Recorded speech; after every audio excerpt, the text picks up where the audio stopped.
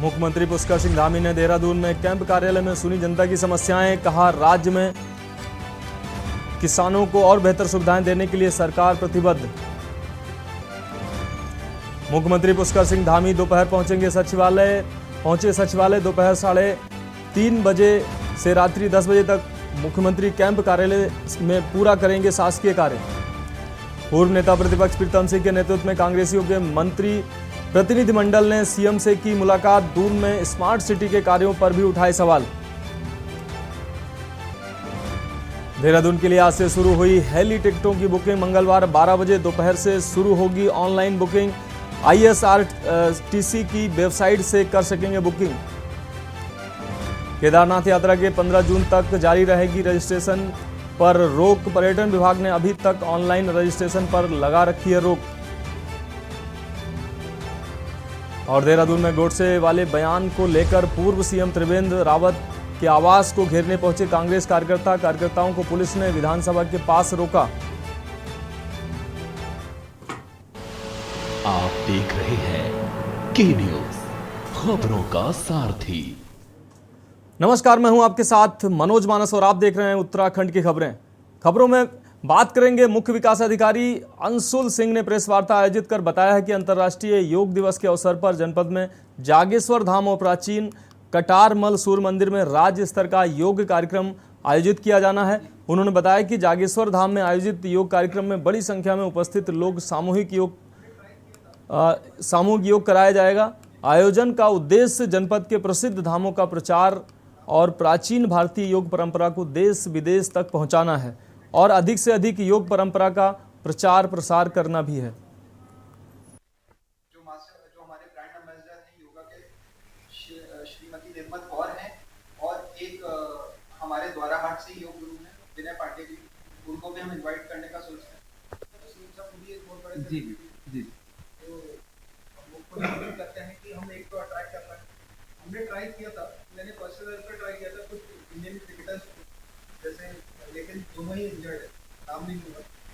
तो एक अल्मोड़ा से रिलेटेड है और एक उत्तराखंड से रिलेटेड, पर दोनों ही इंजर्ड है। इसमें तो पूरा मुझे नहीं पता। जो हमारे ब्रांड एम्बेसडर हैं योगा के श्रीमती निर्मत कौर हैं। बात अगली खबर की। उच्च न्यायालय उत्तराखंड के मार्गदर्शन में 18 जून से प्रदेश भर में बृहद स्वच्छता अभियान चलाया जाएगा। जिला न्यायाधीश अध्यक्ष जिला विधिक सेवा प्राधिकरण सुजाता सिंह ने बृहद स्वच्छता अभियान को सफल बनाने के लिए सभी नागरिकों से जुड़ने की अपील की है। उन्होंने लोगों से प्लास्टिक बैग के स्थान पर कपड़े के थैलों का प्रयोग करने को कहा है। उन्होंने प्रदेश में आम जनमानस से अपील की है कि जागरूकता एवं स्वच्छता अभियान को सफल बनाने में अपना अहम सहयोग प्रदान करें। उन्होंने कहा कि जनपद में जहां भी कूड़ा कचरा दिखाई दे हमें मेल ID पर शिकायत कर सकते हैं। आपकी तरफ से एक पहल आ जाए, एक प्रेस नोट आ जाए, एक आदमी ब्रीफ कर दें, इसमें ये बैठक नहीं होगी तब तक ऐसे आप डस्टबिन 50 लगा लीजिए, डस्टबिन रखने से कुछ नहीं होगा। बेसिकली इसमें पब्लिक को ही जागरूक होना पड़ेगा कि हम गंदगी फैलाने के तौर तरीके, उसमें अवेयरनेस आए। किस तरह के कूड़े को हम किस तरह से अलग करें, कौन सा बायोडिग्रेडेबल कूड़ा है, कौन सा गीला कूड़ा है, कौन सा सूखा कूड़ा है, क्योंकि अल्टीमेटली जब तक उसका निस्तारण फाइनल एंड पॉइंट पर नहीं होगा तब तक तो कूड़े के ढेर लगते चले जाएंगे। तो इन चीज़ों पे धीरे धीरे पॉलिसीज बनेगी, तो उसी को जागरूक करने के लिए अभी एक छोटा सा अभियान है। जब ये महाअभियान सफल होगा तो आगे आगे ऐसे अभियान और चलाए जाएंगे। अल्टीमेटली सफलता तभी मिलेगी जब हर आदमी जागरूक होगा। और पूरी तैयारियां उसमें चल रही हैं। तो 18 तारीख को माननीय मुख्य न्यायाधीश महोदय हाईकोर्ट परिसर से 8 बजे इसको फ्लैग ऑफ करके शुरू करेंगे। इससे पहले भी जगह जगह विभिन्न स्तर पर सफाई अभियान चलाए जा रहे हैं। रुक करेंगे अगली खबर का। उत्तराखंड में लव जिहाद का मुद्दा लगातार बढ़ता ही जा रहा है। उत्तरकाशी के फुरोला इलाके से अल्पसंख्यक समुदाय के एक व्यक्ति सहित 2 लोगों ने एक नाबालिग लड़की का अपहरण करने की कोशिश की। मामले में 2 लोगों की गिरफ्तारी के बाद सांप्रदायिक तनाव बढ़ता ही जा रहा है। राज्य में कथित लव जिहाद की घटनाओं की बढ़ती संख्या के विरोध में गंगोत्री में दुकानें बंद रहीं। मुस्लिम समुदाय के पलायन के बाद विपक्ष ने सरकार को घेरना शुरू कर दिया है। कांग्रेस के राष्ट्रीय सचिव काजी निजामुद्दीन ने कहा कि उत्तरकाशी में हुई घटना बेहद शर्मनाक है। आरोपियों के खिलाफ सख्त कार्रवाई होनी चाहिए, लेकिन एक विशेष धर्म को टारगेट करना सही नहीं है। सालों से पुरोला में रह रहे विशिष्ट समुदाय के लोग आपसी भाईचारे के साथ रहते हैं, लेकिन एक तरफा मुस्लिम समाज को टारगेट करना बेहद ही शर्मनाक है। प्रदेश सरकार को सभी समुदाय के लोगों में विश्वास बनाकर रखना चाहिए। उत्तरकाशी के प्रशासनिक अधिकारियों से भी अपील की है कि लोगों में विश्वास बनाकर रखें, आपसी भाईचारे को बनाकर रखें। जो लोग पलायन कर रहे हैं उनको रोका जाए और उनको सुरक्षा भी दी जाए।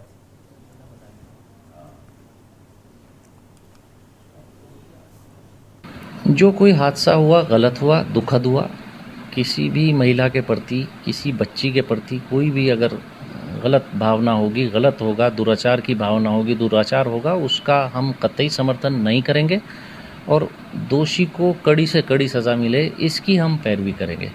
ये जिम्मेदारी सरकार की है कि दोषी को कड़ी से कड़ी सज़ा मिले।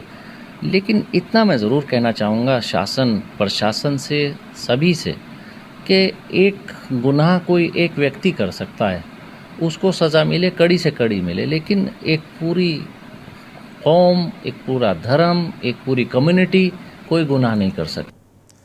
बात अगली खबर के उत्तराखंड हाईकोर्ट में खानपुर हरिद्वार से निर्दलीय विधायक उमेश शर्मा को सुरक्षा दिए जाने के खिलाफ दायर जनहित याचिका पर सुनवाई हुई है। कोर्ट की खंडपीठ ने सुनवाई के लिए दूसरी बेंच को रेफर किया है और आगामी सुनवाई की तारीख 16 जून नियत की है। हरिद्वार निवासी भगत सिंह ने उच्च न्यायालय में जनहित याचिका दायर कर कहा है कि विधायक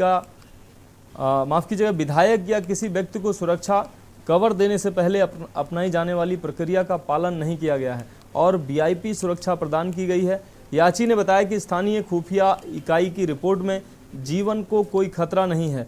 खानपुर के निर्दलीय विधायक उमेश शर्मा की Y+ सुरक्षा तत्काल हटाई जानी चाहिए।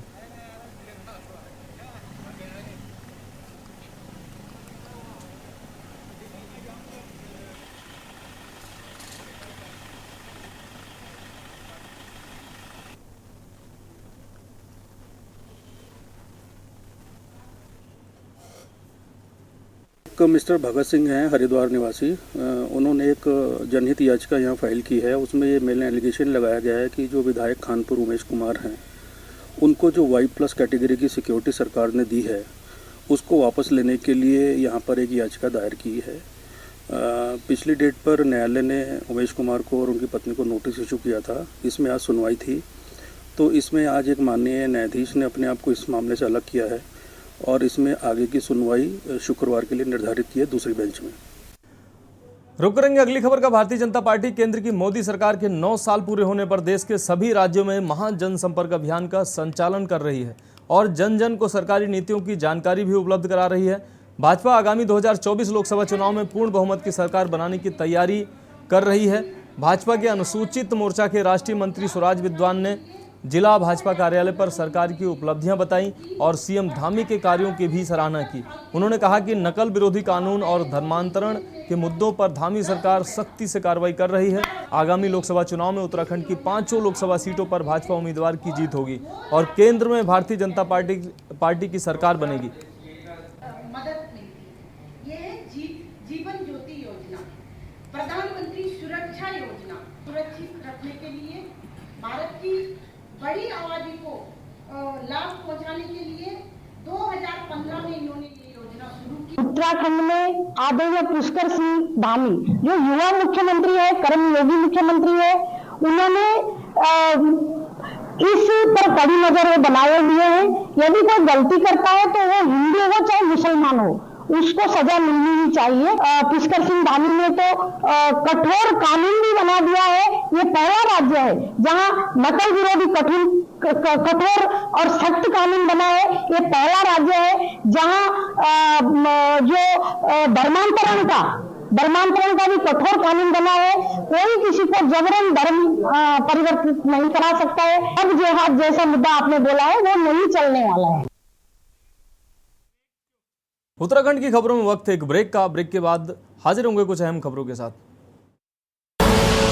आप देख रहे हैं के न्यूज, खबरों का सारथी।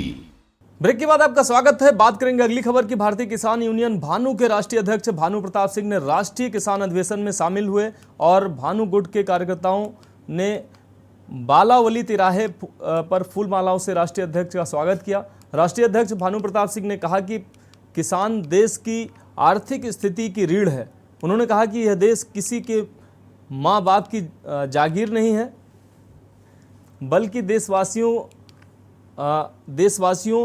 की किसान और जवानों का ये देश है। किसान आयोग गठन में भी विफलता पर नाराजगी जताते हुए पत्रकार के शहीद होने पर 2 करोड़ और सैनिक शहीद होने पर 5 करोड़ रुपए दिए जाने की मांग भी की। उन्होंने कहा कि कांग्रेस ने स्वामीनाथन आयोग लागू नहीं किया था।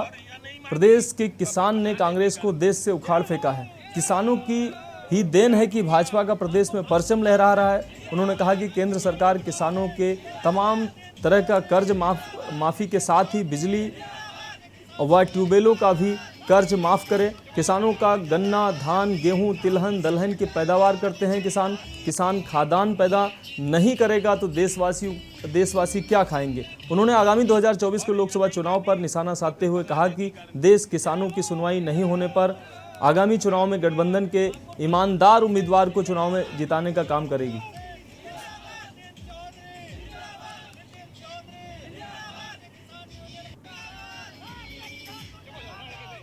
26 जनवरी में क्या दिया, तो इसलिए मैंने कहा ये घायल हो जाए तो 2 करोड़ और शहीद हो जाए तो 4 करोड़, पुलिस को 2 करोड़, किसान को केवल 1 करोड़। किसान की तो ऐसी होती है, किसान तो बेचारा चाहे या कमजोर होता ना, और जिसके बल पे ये देश स्वतंत्र रहता है, संसद चलती है और विधानसभाएं, व्यापारी, उद्योग सब काम होते हैं, वो है थल सेना, जल सेना, वायु सेना, वो शहीद हो जाते हैं तो उनके सबको एक संदूक का सा बनाए, उसमें रख के फूल डाले और राइफल चला दी। ये हो गया राज्यसभा नहीं। रुक करेंगे अगली खबर का। सिविल लाइन कोतवाली के बेलड़ा गांव में बवाल के बाद जिले के आला अधिकारियों ने गांव में डेरा डाल लिया है। गांव में चप्पे चप्पे पर पुलिस बल तैनात किया गया है।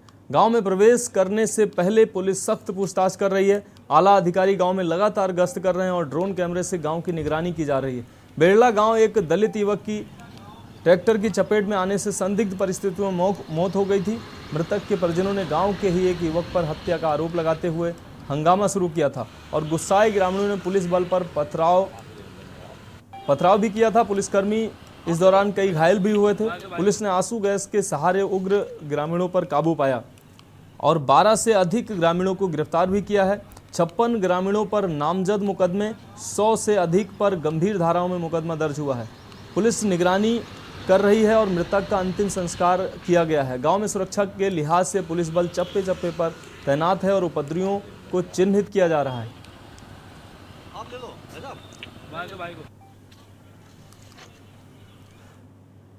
अब बात अगली खबर की। उत्तराखंड जन अधिकार संगठन ने अवैध नशे के खिलाफ और असामाजिक तत्वों की अराजकता के खिलाफ पुलिस क्षेत्राधिकारी बलजीत सिंह भाकुनी के माध्यम से वरिष्ठ पुलिस अधीक्षक को ज्ञापन प्रेषित किया है। संगठन के सदस्यों ने बताया कि अवैध नशे और असामाजिक तत्वों की घटना का क्षेत्र में लगातार ये घटनाएं बढ़ती जा रही हैं। अवैध नशे के कारण कई घर बर्बाद हो चुके हैं। क्षेत्र में असामाजिक तत्वों का मारपीट, गाली गलौज करना आम बात हो चुकी है। संगठन के सदस्यों ने कोतवाली में अवैध नशे के खिलाफ ज्ञापन सौंपा था, लेकिन कार्रवाई नहीं की गई। पुलिस क्षेत्राधिकारी से मुलाकात कर शांति व्यवस्था और अवैध नशे के खिलाफ लगाम लगाने की गुहार की गई है।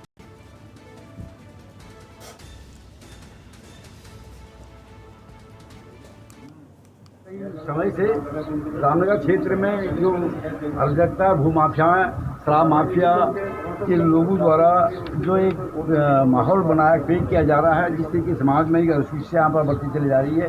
जिस क्रम में हम विगत 2 बार हम इस क्षेत्र के कोतवाली में भी गए और यहाँ वरिष्ठ सीओ साहब के वहाँ भी आए थे। हमने ज्ञापन भी दिया था यहाँ पर। तत्परांत भी यहाँ पर कोई कार्रवाई न होने से आज यहाँ संगठन के लोगों में जो कल मीटिंग बैठी थी उसमें तय किया गया कि अगर इनके द्वारा हम ज्ञापन देंगे हम यहाँ पर, अगर इनके द्वारा कोई एक्शन नहीं किया गया तो बहुत सी माह में एक जन आंदोलन की यहाँ पर तैयारी करेंगे और हमें मजदूर यहाँ पर सड़क पर उतरना पड़ेगा और जिसकी जिम्मेदारी खाली शासन प्रशासन की होगी। इस बीच रुकेंगे एक ब्रेक के लिए। ब्रेक के बाद जल्द हाजिर होंगे। आप देख रहे हैं के न्यूज, खबरों का सारथी। ब्रेक के बाद आपका स्वागत है। बात करेंगे अगली खबर की। हिमालय इंटर कॉलेज चौकोड़ी के 10वीं और 12वीं के छात्र छात्राओं का बोर्ड परीक्षा फल में प्रदेश की मेरिट में नाम आने पर सम्मान समारोह आयोजित किया गया। स्कूली बच्चों की तरफ से सांस्कृतिक कार्यक्रमों का भी प्रस्तुतिकरण किया गया। मुख्य अतिथि विधायक फकीर राम टमटा ने मेधावी छात्र छात्राओं और उनके परिजनों को पुरस्कृत किया। आपको बता दें कि उन्होंने कहा कि सरकार मेधावी छात्र छात्राओं को छात्रवृत्ति देने के साथ ही सरकार की तरफ से सम्मानित भी करेगी। विशिष्ट अतिथि मुख्य शिक्षा अधिकारी अशोक कुमार जकरिया ने छात्र छात्राओं के प्रदेश स्तर पर बेहतरीन प्रदर्शन करने पर कॉलेज के शिक्षकों और अभिभावकों को बधाई दी और बेहतरीन प्रदर्शन करने की अपील भी की। वहीं विज्ञान प्रदर्शनी में राष्ट्रीय स्तर पर चयनित छात्र को भी सम्मानित किया गया। प्रधानाचार्य देवबाला बिष्ट ने कहा कि विद्यालय की पिछले 1.5 दशक से लगातार विद्यालय छात्र छात्राओं के प्रदेश के मेरिट में स्थान बनाया है। वर्तमान में विद्यालय स्वरोजगार परक शिक्षा भी दे रहा है। किसी भी संस्था के लिए या किसी भी विद्यालय के लिए एक बहुत बड़े गौरव का विषय है, लेकिन बगैर सहयोग और बच्चों के मेहनत, अध्यापकों की मेहनत और अभिभावकों के सहयोग और विश्वास से ही ये सब कुछ संभव हो पा रहा है। बच्चों को आज प्रदेश लेवल में टॉप का जो करने का इन्होंने जो अपना जो मेहनत करी है उसका श्रेय जाता है यहाँ के विद्यालय के सभी शिक्षकों को, और इसके लिए मैं इनको बहुत बहुत शुभकामनाएं बधाई देता हूँ। और आने वाले समय में ये विद्यालय खूब तरक्की करे और ऊंचाइयां छुए, इसके लिए भी मैं शुभकामनाएं करता हूँ।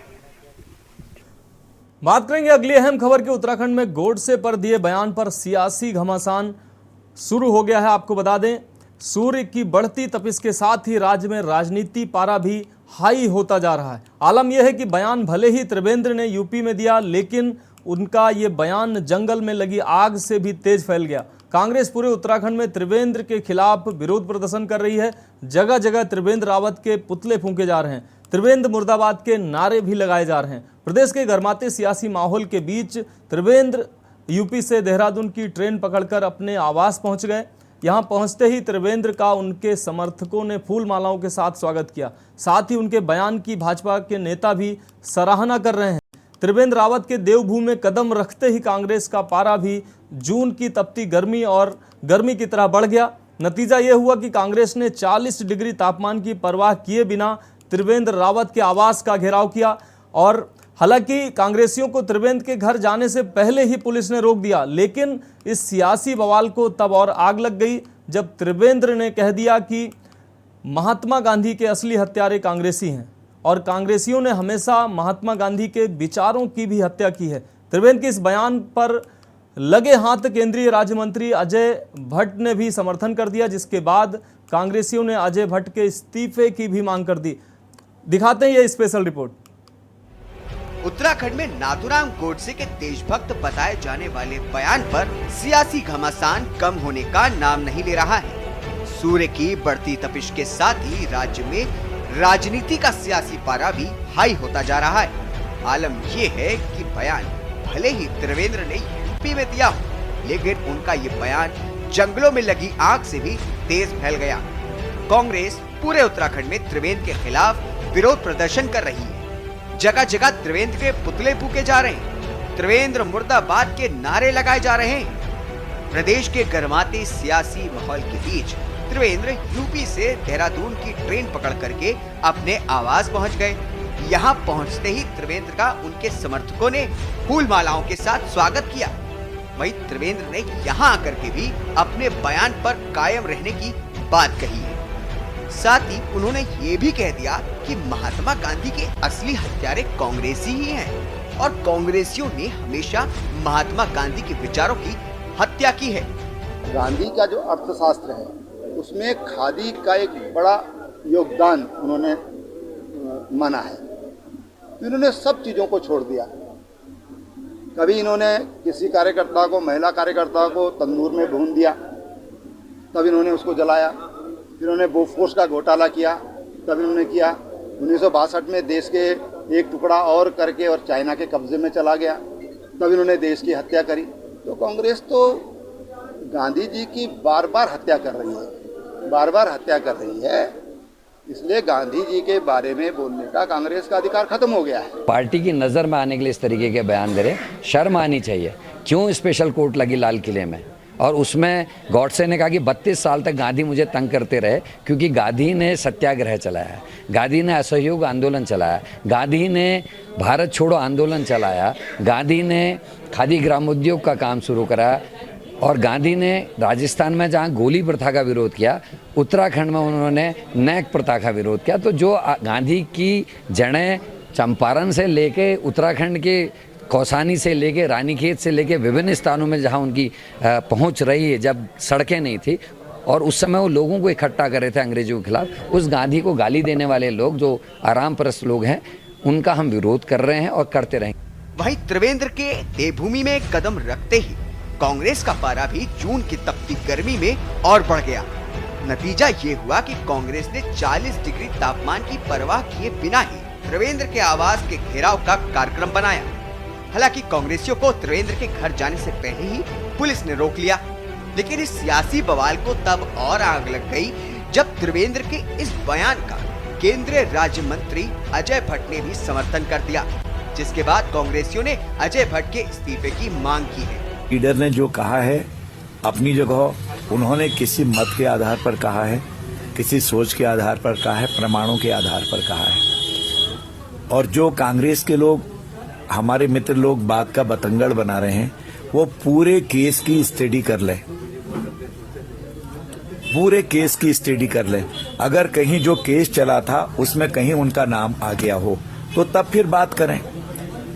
तथ्यात्मक बातें जब आती हैं स्टडी करने के बाद बोलेंगे तो अच्छा रहेगा। केस दो प्रकार के होते हैं, एक में कन्विक्शन होता है, जेल में जाते हैं, एक में एक्विटल होता है। एक्विटल हुआ है या कन्विक्शन हुआ है, कांग्रेस पता तो कर ले पहले, तब तो बात कहे कि सब बोलते हैं सब बोल दो, हम भी बोल देंगे, हम विपक्ष में है, कुछ न कुछ तो बोलना ही चाहिए। ये कोई बात नहीं हुई, मैं सहमत नहीं हूं कांग्रेस से।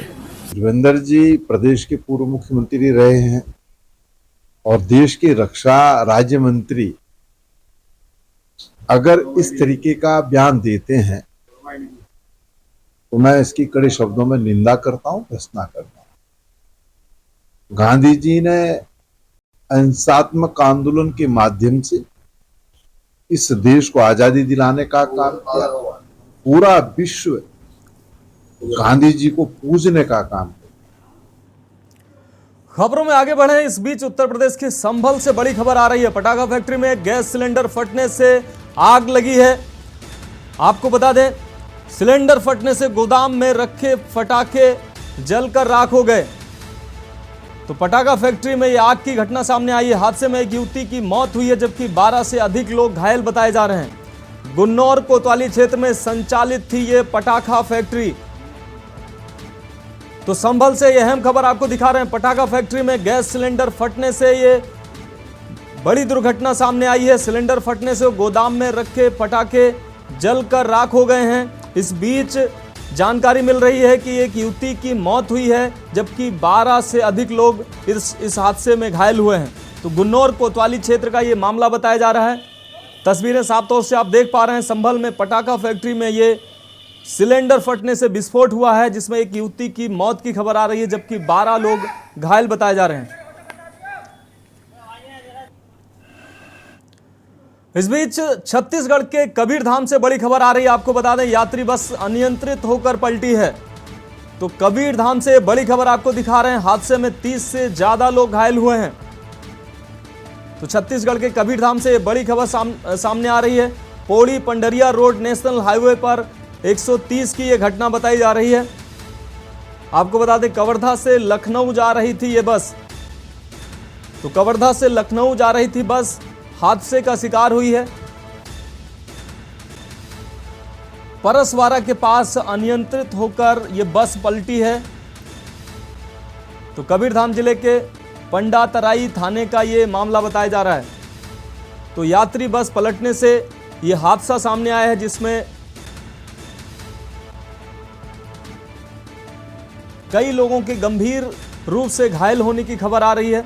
तो छत्तीसगढ़ के कबीरधाम से अहम खबर, हादसे में 30 से ज्यादा लोग घायल बताए जा रहे हैं। Pondy Pandariya road national highway 130 की यह घटना बताई जा रही है।